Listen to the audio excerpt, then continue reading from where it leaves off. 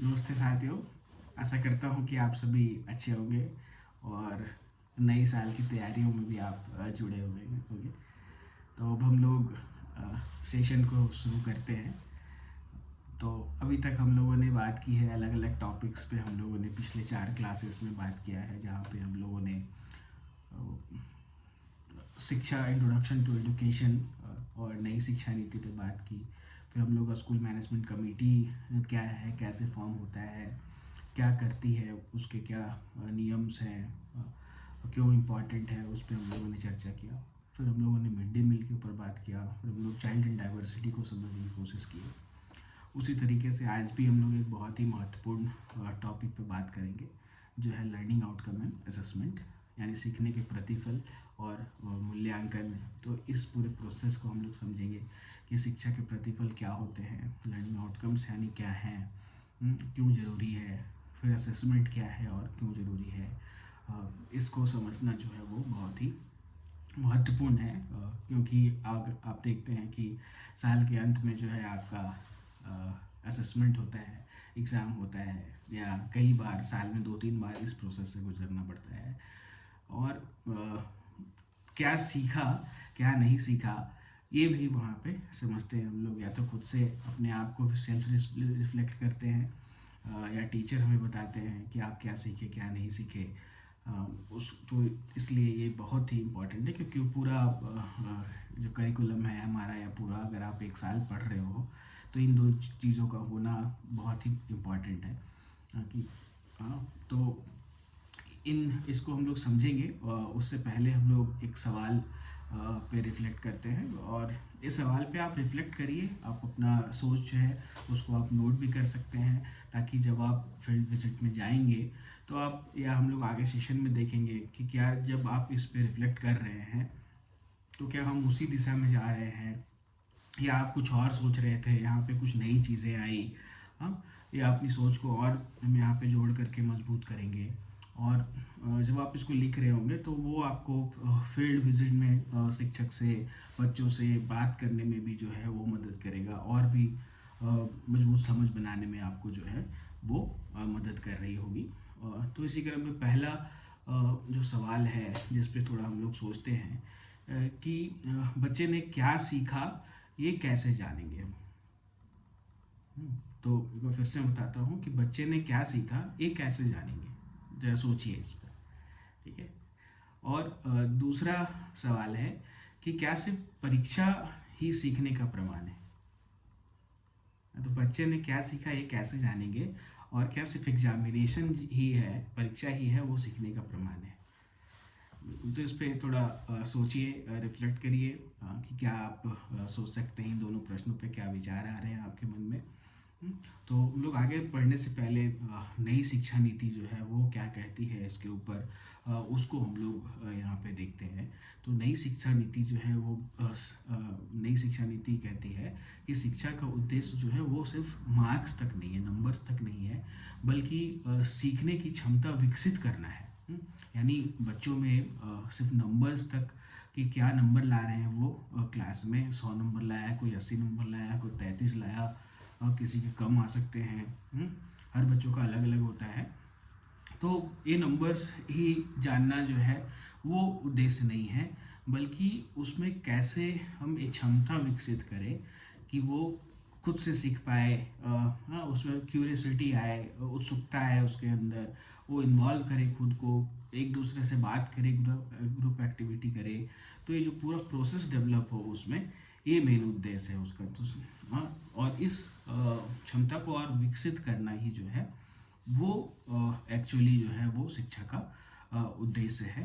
ना कि सिर्फ नंबर्स लाना और एक दूसरे को उस पर तुलना करना, या अपनी विचार बनाना कि कोई अधिक नंबर लेते आया यानी वो तेज है। जरूरी नहीं है कि क्लास में हाईएस्ट नंबर लाने वाला बच्चा जो है वो ही आगे जाके बहुत सक्सेसफुल हो। हो सकता है कि कोई बच्चा कम स्कोर कर रहा हो, लेकिन वो अलग क्षेत्र में जा कर के वहाँ ज़्यादा सफल हो सकता है। क्योंकि कुछ बच्चे हो सकते हैं कि वो रट रहे हो, वो याद करके, एग्ज़ाम दे करके और अच्छा नंबर लेते आए, लेकिन अगला बच्चा जो है वो ये स्किल डेवलप कर पाया अपनी लर्निंग को और बेहतर करने के लिए, तो आगे जा कर के वो उसको अप्लाई करके अपने जीवन में और भी ज़्यादा सफल हो सकता है। तो हम लोग ये भी समझ रहे थे पहले इंट्रोडक्शन टू एजुकेशन वाले लेसन में कि रटने से क्या है कि वो लॉन्ग टर्म समझ नहीं होती है, आगे जा कर के उसको भूल सकते हैं। हाँ, लेकिन जब वो प्रोसेस को समझ गया बच्चा इन्वॉल्व हो करके, तो उसकी एक मजबूत समझ होती है और वो लंबे दिनों तक या हमेशा वो समझ जो है वो बनी रहती है। ठीक है, तो अ, आगे बढ़ते हैं। उससे पहले एक और सेल्फ रिफ्लेक्शन के लिए एक क्वेश्चन है कि लर्निंग आउटकम्स क्या होते हैं। हाँ, आप सोचिए कि आप भी इस प्रोसेस में जुड़े हुए हैं, पढ़ाई कर रहे हैं आप, तो आपके क्या लगता है कि लर्निंग आउटकम्स क्या हो सकते हैं, सीखने के प्रतिफल क्या हो सकते हैं। ठीक है, तो लर्निंग आउटकम्स का अर्थ है कि पढ़ाई के बाद बच्चा, अगर इसको सिंपल डिफिनेशन समझे, तो पढ़ाई के बाद बच्चा क्या जान पाएगा, बच्चा क्या कर पाएगा और कैसा व्यवहार दिखाएगा, ये लर्निंग आउटकम्स है। यानी कि एक बच्चा क्या सीखा, क्या कर रहा है उसके बाद, और उसके व्यवहारिक जीवन में उसकी क्या महत्ता है, क्या इम्पोर्टेंस है, उससे वो क्या कर पा रहा है, यही लर्निंग आउटकम है। और ये बहुत ही मतलब बड़ी ये चीज़ है लर्निंग आउटकम्स अगर बात करें तो। ऐसे नहीं है कि एक लाइन का ही उदाहरण है, मतलब उसका डिफिनेशन है तो लेकिन जो कह रहा चाह रहा है वो बहुत बड़ी बात है कि क्या जान पाएगा, ये समझना बहुत ज़रूरी है। जान गया उसके बाद क्या कर पाएगा और उसका इम्प्लीकेशन क्या है। वही बात है कि अगर रट लिया लेकिन उसका इम्प्लीकेशन नहीं जान रहा है, उसको कहीं अप्लाई नहीं कर पा रहा है अपने जीवन में, तो वो सही लर्निंग नहीं है। सही लर्निंग तभी होगा जब उसको अप्लाई करना वो जानेगा। तो एक एग्जांपल लेते हैं कि कोई बच्चा सिर्फ पहाड़ा याद कर ले, ये लर्निंग नहीं है, बल्कि वह बच्चा जोड़ घटाव को जीवन में कैसे इस्तेमाल कर रहा है, कैसे कर रहा है, ये जो है वो जो बहुत ज़रूरी है। कि अगर वो क्लास में जोड़ ले रहा है उंगली पे या लाइन बना करके वो जोड़ कर ले रहा है, 7 का पहाड़ा याद कर लिया क्लास 3 का बच्चा, लेकिन अब उसको डे टू डे लाइफ में वो अप्लाई नहीं कर पा रहा है। हमारे जीवन में चारों तरफ कहीं ना कहीं गणित जो है वो है, और हम लोग उसका इस्तेमाल करते रहते हैं अपने प्रैक्टिकल लाइफ पे। आप जब दुकान जाते हो, बचपन से आप दुकान जा रहे हो, तो वहाँ पे मैथ्स है। आप सब्जी लेने जा रहे हो, वहाँ मैथ्स है। आप खाते हो तब भी आप मैथ्स का यूज़ कर रहे हो कि आपने एक रोटी खाई, आपने 2 को और खाया, हाँ, कितने प्रकार की सब्जियाँ हैं, हाँ, काउंट कर रहे हो आप। तो मैथ्स हमारे जीवन में हर तरफ है। तो उसको अप्लाई करना जो है, जब बच्चा सीखता है तभी वो सही दिशा में जा रहा है, या तभी उसकी जो लर्निंग्स है वो शायद सफल हो पाई है। तो इसको 3 पहलुओं में डिवाइड किया गया है लर्निंग आउटकम्स को। पहला है कि ज्ञान, नॉलेज, कि बच्चा क्या कर पाएगा, क्या समझ पाएगा। यानी क्लास 1 में है, वो क्या क्या सीखेगा, ये बहुत ज़रूरी है। तो लर्निंग आउटकम्स को एज के हिसाब से, क्लास के हिसाब से बनाया गया है, बनाया जाता है भी है उसी प्रकार से, उसकी क्षमता को देख करके। वैसे ही क्लास 1 में क्या कर पाएगा, उसमें भी सब्जेक्ट वाइज क्या कर पाएगा, ये बहुत ज़रूरी है।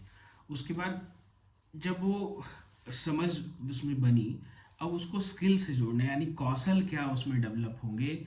हाँ, यानी जब उसको, जैसे हम लोग पहाड़े में बात कर रहे थे, या जोड़ उसको सिखा दिया, अब उस जोड़ का वो करेगा क्या, है ना, कैसे अपने स्किल्स जो है क्या डेवलप होने चाहिए उसमें, जोड़ सीखने के बाद, स्किल सीखने के बाद, ये बहुत ज़रूरी है। उसके बाद व्यवहारिक मूल्य और व्यवहार, यानी एटीट्यूड में वो कैसे उसको ढालता है अपने इस नॉलेज को, ये बहुत ज़रूरी है।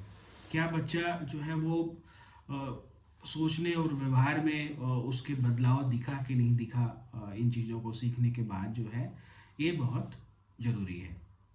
हम्म, तभी जा कर के ये तीन मूल्यों को, तीन पहलुओं को जो है एक दूसरे से जोड़ते हुए जो है वो रखा गया है कि नॉलेज बहुत इम्पोर्टेंट है पहले, उसके बाद स्किल्स क्या है, उसके बाद उसके एटीट्यूड में क्या बदलाव आ रहा है उससे, ये तीनों चीज़ें जो है इम्पॉर्टेंट है एक लर्निंग आउटकम्स के तीन मतलब कंप्लीट होने के लिए, उसको डिफाइन करने के लिए।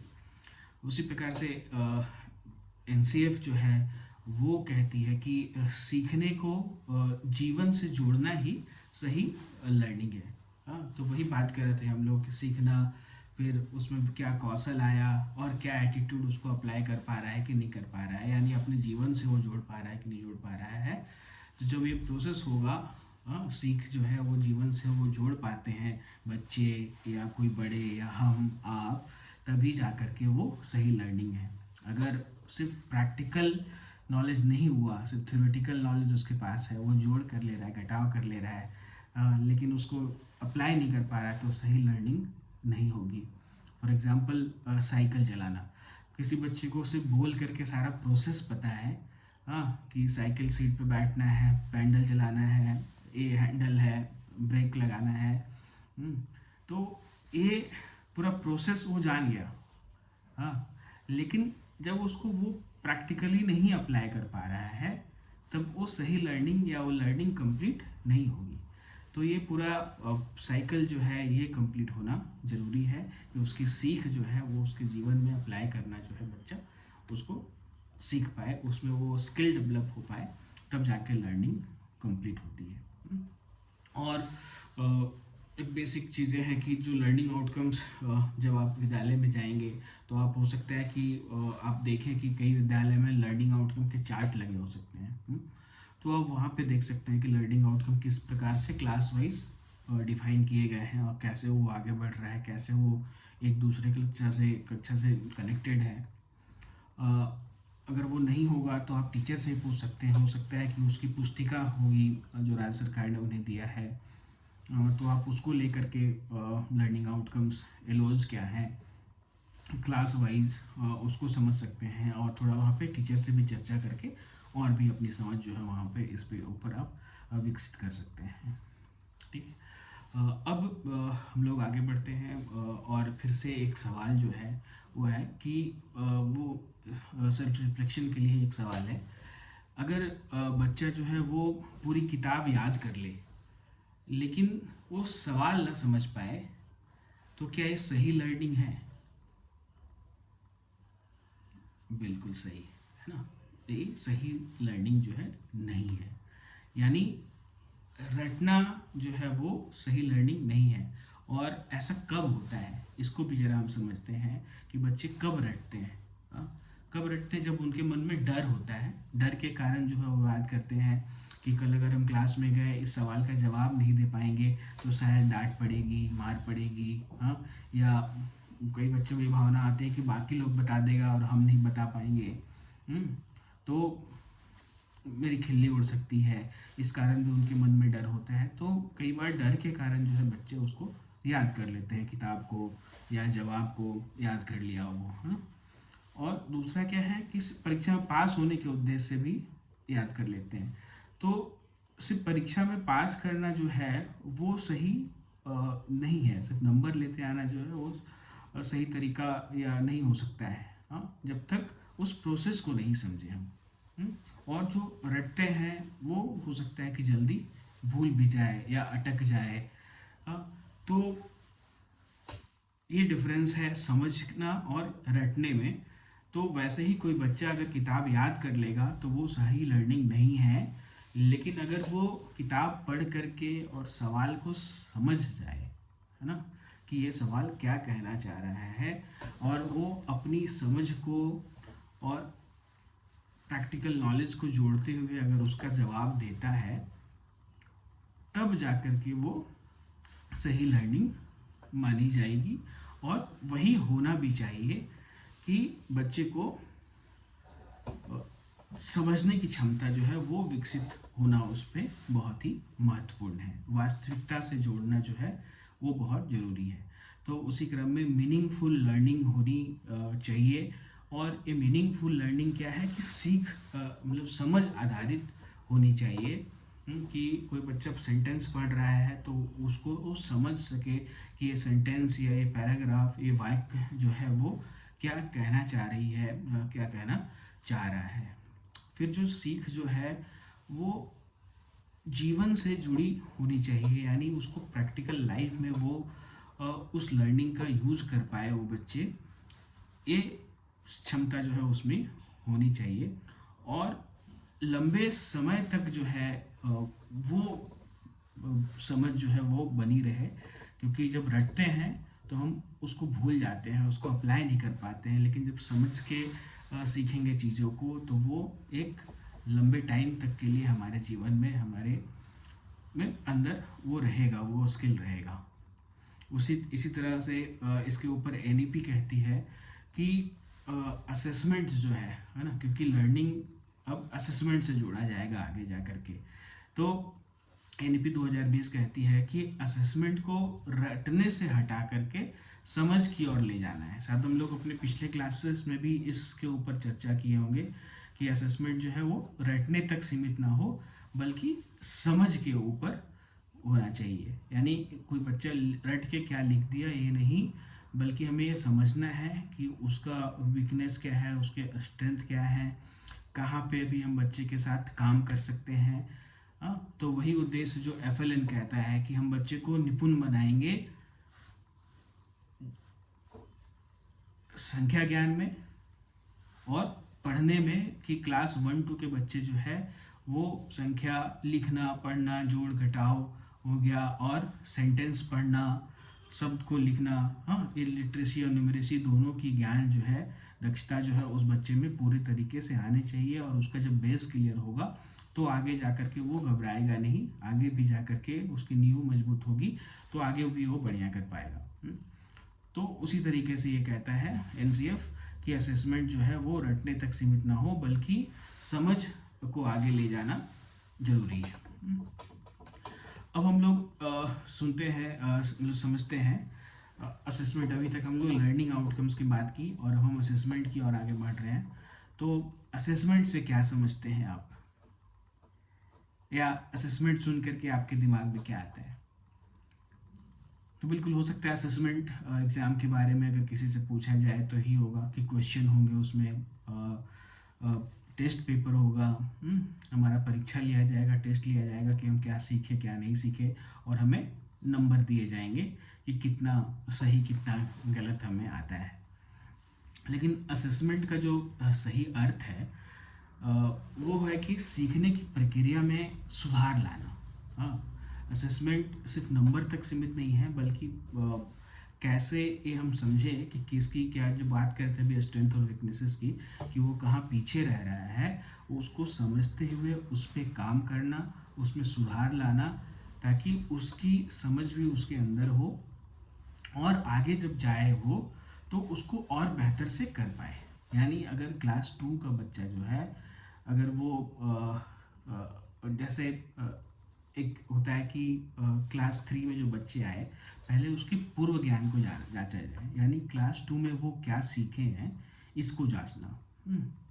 तो जब क्लास 3 के टीचर को पता होगा कि ये बच्चे जो है वो क्लास 2 से क्या सीख के आए हैं, और वहाँ पे क्या गैप्स थे, अगर उस गैप्स पे पहले काम किया जाएगा तो अपने आप को और कनेक्टेड महसूस करेगा क्लास 3 में।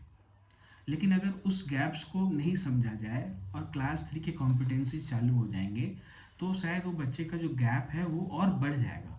तो वही कहता है कि पहले उसको बराबरी पे लाना है कि क्लास 2 के जो आउटकम्स हैं उसके अंदर अचीवमेंट्स हैं कि नहीं है। अगर वो उस पर वो नहीं है तो पहले उस पर चर्चा की जाए, फिर क्लास 3 के कॉम्पिटेंसीज को लेकर के आगे बढ़ा जाए, ताकि वो कनेक्टेड फील करे, वो चीज़ों को जोड़ के समझ पाए। नहीं तो वो जब गैप होगा तो वो नहीं कर पाएगा वो शायद, और जब नहीं कर पाएगा तो वो फिर वही ड्रॉप आउट वाली समस्या हो सकती है, एब्सेंटिज्म वाली समस्या हो सकती है। अब असेसमेंट के प्रकार को भी समझना जो है वो बहुत ज़रूरी है। तो असेसमेंट दो प्रकार के होते हैं, एक समेटिव और दूसरा फॉर्मेटिव। तो समेटिव असेसमेंट जो होता है वो होता है कि साल के अंत में लिए जाते हैं। साल के अंत में लिए जाते हैं, जिसमें यानी वार्षिक मूल्यांकन कहा गया, जिसका ये है कि मतलब पूरे साल के अंत में बच्चा क्या जाना। तो अगर वही है हो गया कि क्लास 2 के बच्चे का अगर हम साल के अंत में एग्ज़ाम लिए और हम ये देखें कि पूरे साल में जो पढ़ाया गया उससे क्या समझा क्या नहीं समझा, फिर वो क्लास 3 में चला गया और फिर वहाँ से उसकी पढ़ाई शुरू हो गई। अब दूसरा है फॉर्मेटिव असेसमेंट, जिसको कि सीखते समय यानी लगातार लिया जाता है। जैसे फॉर्मेटिव असेसमेंट क्या क्या हो सकते हैं। पहला हो सकता है कि जब टीचर पढ़ा रहे हैं क्लास में तभी बच्चों से सवाल पूछ पूछ के ये समझ बना पाए कि जितने बच्चे हैं उसमें से किसकी क्या समझ है और किसी की कम समझ है, तो उसको और वहाँ पे दुरुस्त करने के लिए काम किया जा सकता है।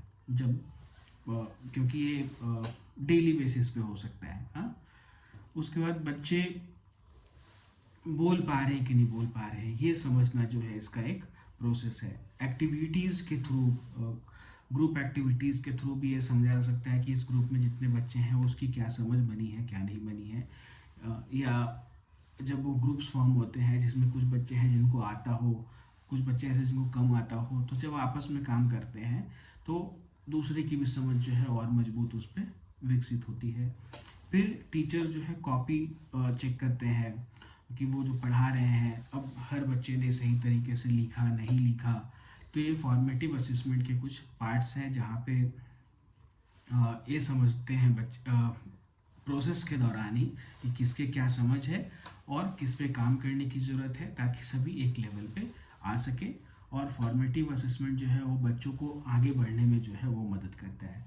और जबकि समेटिव असेसमेंट जो है वो एक ही बार साल के अंत में पता चलता है। तो वैसे ही जो असेसमेंट है वो कैसा होना चाहिए, तो असेसमेंट जो है जिसमें दंड नहीं हो बल्कि सीखने का हिस्सा बने हमारा, है ना, कि लेवल को जान करके दूसरे को सीख पाए। वैसे ही जब NCF 2005 में असेसमेंट को जो है वो मूल्यांकन नहीं बल्कि आकलन के रूप में जो है वो लाने की बात की गई, जिसमें ये कहा गया कि CCE हो यानी कंटिन्यूस एंड कॉम्प्रिहेंसिव इवेल्युएशन हो बच्चे का, यानी अगर इसको हिंदी में समझे तो सतत एवं निरंतर एवं लगातार मूल्यांकन। जी, तो CCE कंटिन्यूस इवेल्युएशन यानी सतत एवं व्यापक मूल्यांकन जो है वो हो। सतत का मतलब आप समझ रहे होंगे शायद कि सतत का अर्थ है निरंतर या लगातार होना। हाँ, और व्यापक शब्द का अर्थ होता है कि फैला हुआ हो, विस्तृत, वो एक सिमटा हुआ ना हो एक ही जगह पे। हाँ, तो निरंतर और लगातार होने वाला सतत और व्यापक शब्द का अर्थ हुआ कि फैला हुआ। हाँ, तो यानी सतत और व्यापक मूल्यांकन का अर्थ है कि छात्रों के निरंतर और शैक्षिक और सशैक्षिक सभी क्षेत्रों के मूल्यांकन हो। स्कूल में छात्रों का जो मूल्यांकन निरंतर और सभी क्षेत्र में होना चाहिए। हाँ, जैसे छात्र पढ़ाई में कैसा है, वो खेल में कैसा है, सांस्कृतिक कार्यक्रम में बच्चे कैसे हैं, वो रुचि ले रहा है कि नहीं ले रहा है, उसमें पार्टिसिपेट कर रहा है कि नहीं कर रहा है, बच्चे का विद्यालय के अन्य जो गतिविधियां हैं उसमें इन्वॉल्वमेंट है कि नहीं है, शिक्षक के साथ उसका व्यवहार कैसा है, ये भी समझना जो है वो बहुत ज़रूरी है। क्योंकि कुछ बच्चे हो सकते हैं वो टीचर के साथ इन्वॉल्व होते हैं, कुछ बच्चे थोड़ा गैप क्रिएट रखते हैं वहाँ पे, तो इसको समझना बहुत ज़रूरी है। तो इन सभी मूल्यांकन जो है सतत व्यापक रूप से किया जाए, ये बहुत ज़रूरी है। तो टाइम टू टाइम जब ओवरऑल पूरे साल जब इन सभी चीज़ों पे काम हो रहा है, उस पर देखा जा रहा है, तो कहीं ना कहीं उसके बेहतरी के लिए उस पर जो है वो काम भी किया जाता होगा या काम किया जाए, तभी जो है बच्चा पूरी तरीके से दक्ष हो पाएगा। ये कहता है CCE कि इसलिए इसको करना जो है वो बहुत ज़रूरी है। ना कि सिर्फ समेटिव असेसमेंट्स हो बल्कि कंटिन्यूअस असेसमेंट इवेल्युएशन जो है वो बच्चों का वो होता रहे। अब आप सोचिए कि अगर सभी बच्चे को एक ही तरह से असेस किया जाए तो क्या सही तरीका है, या सभी बच्चे के साथ क्या ये न्याय होगा, जस्टिफाई कर पाएंगे हम लोग इसको? बिल्कुल नहीं।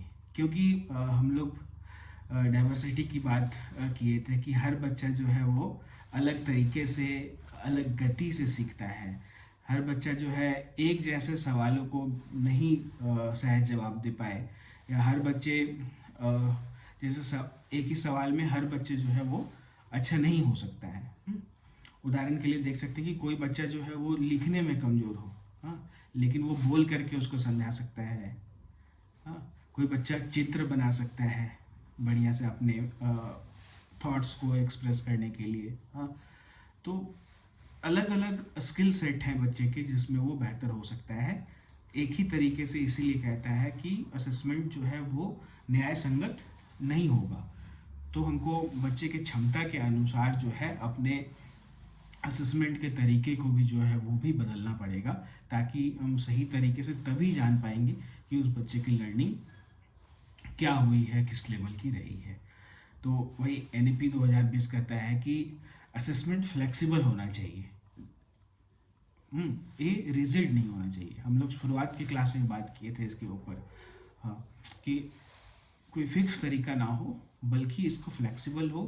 हाँ, और बच्चे के क्षमता के अनुसार हम असेसमेंट जो है उनके लिए डिज़ाइन करें और फिर उनको लें। इसलिए खेल खेल में असेसमेंट की बात की गई थी कि कैसे हम बच्चों को पता ना चले कि उनका मूल्यांकन हो रहा है, और हम टीचर ये समझ पाए कि बच्चा कहाँ स्टैंड करता है। ठीक है।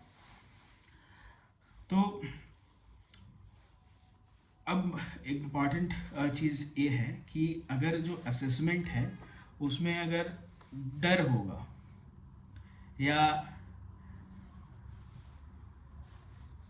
अपमान होगा, है ना, या तुलना की जाएगी, तो क्या बच्चे की असली क्षमता जो है वो दिख पाएगा हमें?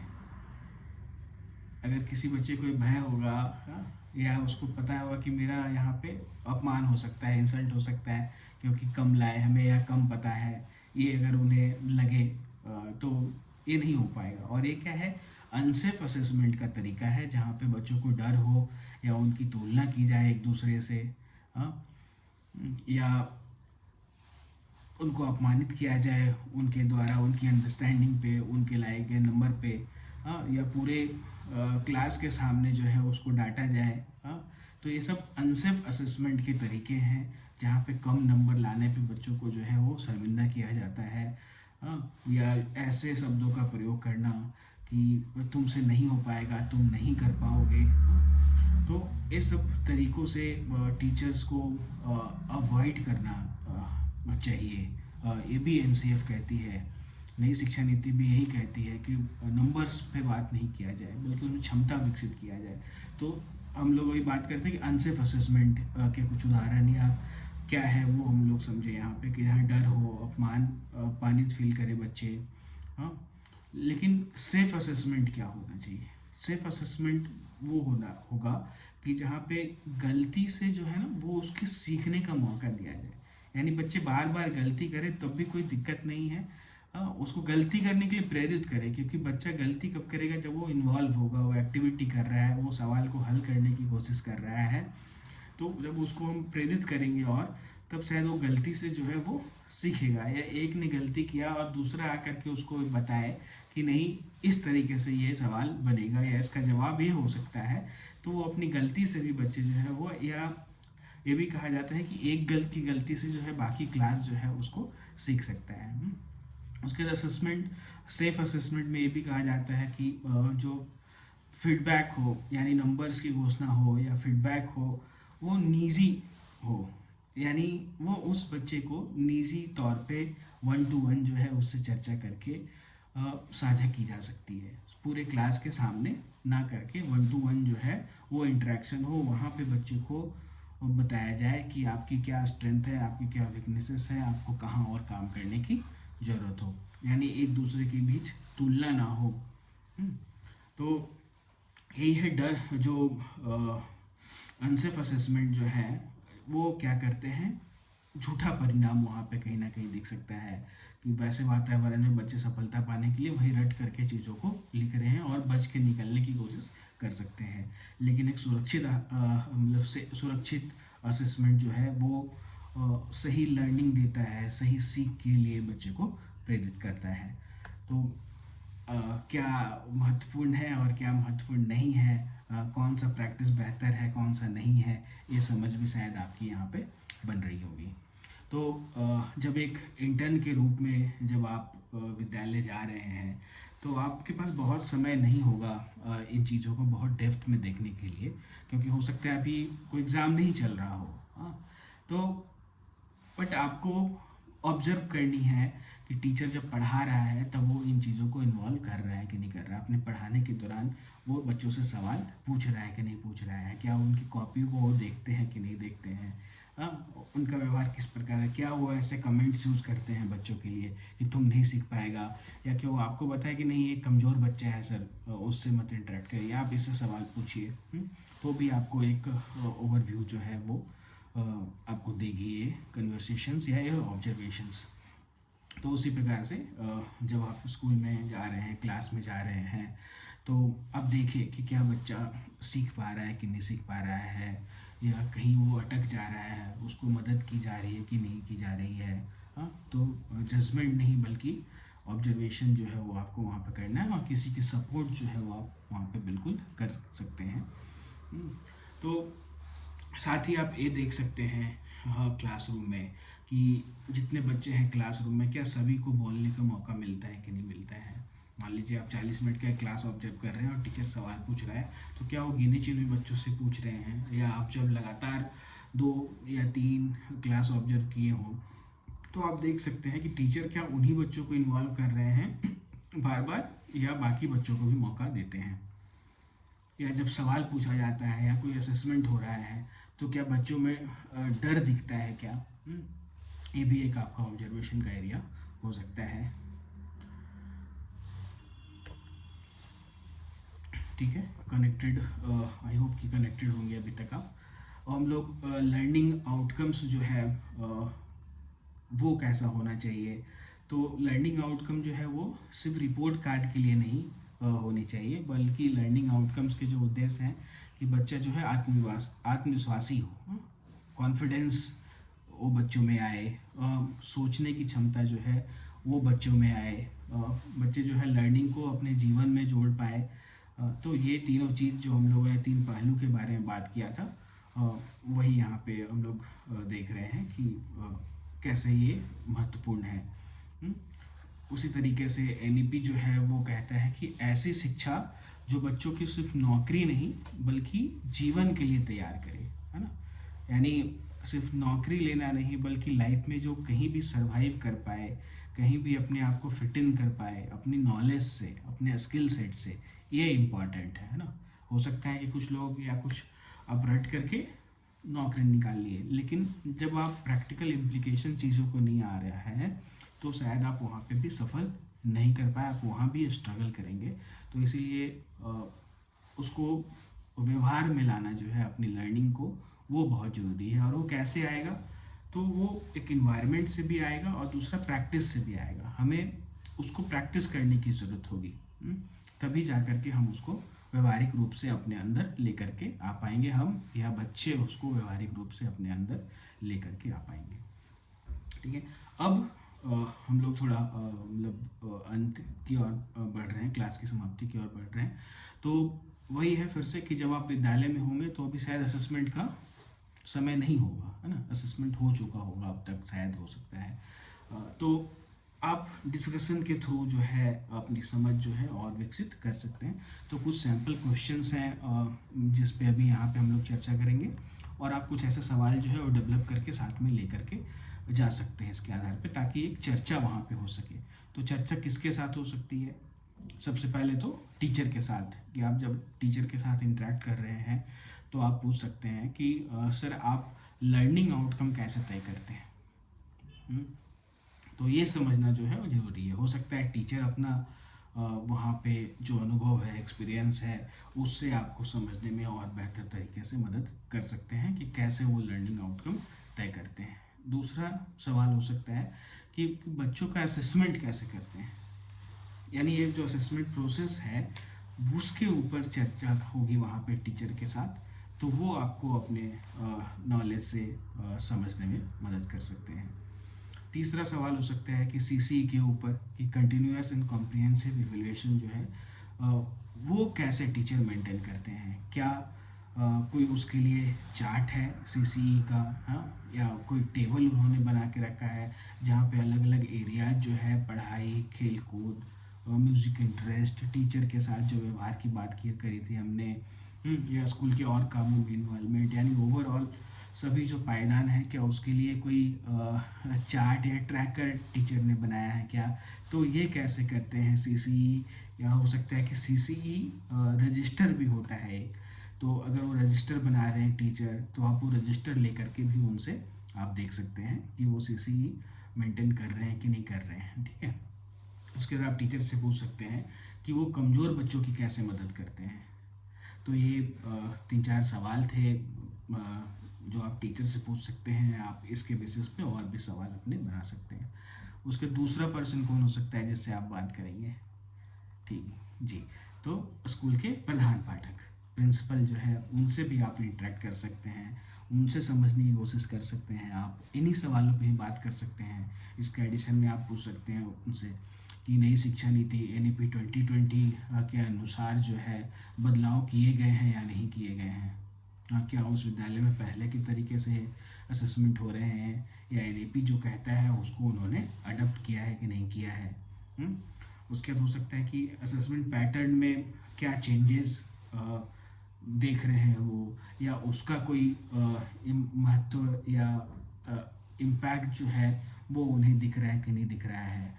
तो ऐसे सवालों के साथ आप प्रधान पाठक के साथ भी जो है चर्चा कर सकते हैं। उसके बाद तीसरा जो है कॉन्टैक्ट पर्सन, वो आपके आते हैं बच्चे, कि आप बच्चों से भी जब इंटरेक्ट कर रहे हो, और बच्चों के साथ जब हम बात करते हैं तो हमें बहुत ही सेंसिटिव होने की ज़रूरत है, ठीक है। तो बच्चों से भी इंटरेक्ट करके आप पूछ सकते हैं कि तुम्हें पढ़ना कैसा लगता है, परीक्षा में डर लगता है, हाँ, हो सकता है कुछ बच्चे बोले नहीं लगता है, तो या लगता है तो क्यों डर लगता है, आप क्यों नहीं डरते हो, ऐसे आप उनसे सेंसिटिव होकर के चर्चा कर सकते हैं। आप एक सवाल जो है उनसे पूछ सकते हैं कि आपके जो टीचर हैं वो कैसे पढ़ाते हैं, उन्हें रुचि लगती है कि नहीं लगती है, या कैसा होना चाहिए क्लासरूम का इन्वायरमेंट एक बच्चे के अनुसार, आप ये भी सवाल जो है बच्चों से पूछ सकते हैं, ठीक है। तो ये पूरा टॉपिक था आज का लर्निंग आउटकम एंड असेसमेंट के ऊपर, जिस पे हम लोगों ने चर्चा की। अ, अब हम लोग रिकैप एक बार कर लेते हैं कि आज हम लोगों ने क्या क्या बात किया। तो आज हम लोगों ने सेशन का शुरुआत किया पहले की रिकैप से, फिर हम लोग समझे कि लर्निंग आउटकम्स क्या है, फिर हम लोग समझे कि असेसमेंट क्या है या कैसा होना चाहिए। हाँ, फिर डाइवर्सिटी और सेफ्टी के ऊपर थोड़ी बहुत बात की कि बच्चों के लिए क्या ज़रूरी है, कैसा वातावरण होना चाहिए, कैसा असेसमेंट होना चाहिए। सीसीई के ऊपर हमने बात की। हाँ, तो इन सभी चीज़ों को आप ध्यानपूर्वक देखें, और इस वीडियो के माध्यम से आप क्या समझे उसका नोट्स आप बना सकें, या कुछ सवाल आपसे हमने पूछा कई जगह पे, सेशन के शुरुआत में, सेशन के बीच में आपसे कई सवाल पूछे, तो आप उन सवालों को भी ज़रा रिफ्लेक्ट करें कि क्या हो सकता है आपके अनुसार उसका जवाब, और इस सेशन में जो कड़ी जो कनेक्शन आपने बनाया, जो समझ आपने बनाया, तो उसके नोट्स को देखते हुए, उसको रिफ्लेक्ट करते हुए आप खुले मन के साथ अपने फील्ड विजिट में जाएंगे, और वहाँ पे जो इंटरेक्शन के कुछ सवाल जिस पे हमने चर्चा की, या अपना सवाल जो है वो आप तैयार करके वहाँ पे जा सकते हैं, और एक बेहतर समझ जो है वो विकसित करिए आप, या आपकी बन सकती है इस पूरे व्यवस्था पे। तो ऑल द बेस्ट आपको आपके फील्ड विजिट के लिए, और हम लोग नेक्स्ट क्लास में मिलेंगे जो कि आज आखिरी सेशन होगा, और वहाँ पे हो सकता है कि आपके असेसमेंट, देखिए आपका भी हर सेशन के बाद असेसमेंट हो रहा है, जहाँ पे आपको 25 सवाल मिलते हैं, जिस पे ये देखा जाता है कि आप कितना समझे इस सेशन से। तो वैसे ही जो हम लोग आखिरी जब समापन कर रहे होंगे तो हम लोग वहाँ भी एक असेसमेंट जो है उसको कंप्लीट करेंगे और अपनी समझ को एक कोई एक फॉर्म जो है देने की कोशिश कर रहे होंगे। तो धन्यवाद, थैंक यू।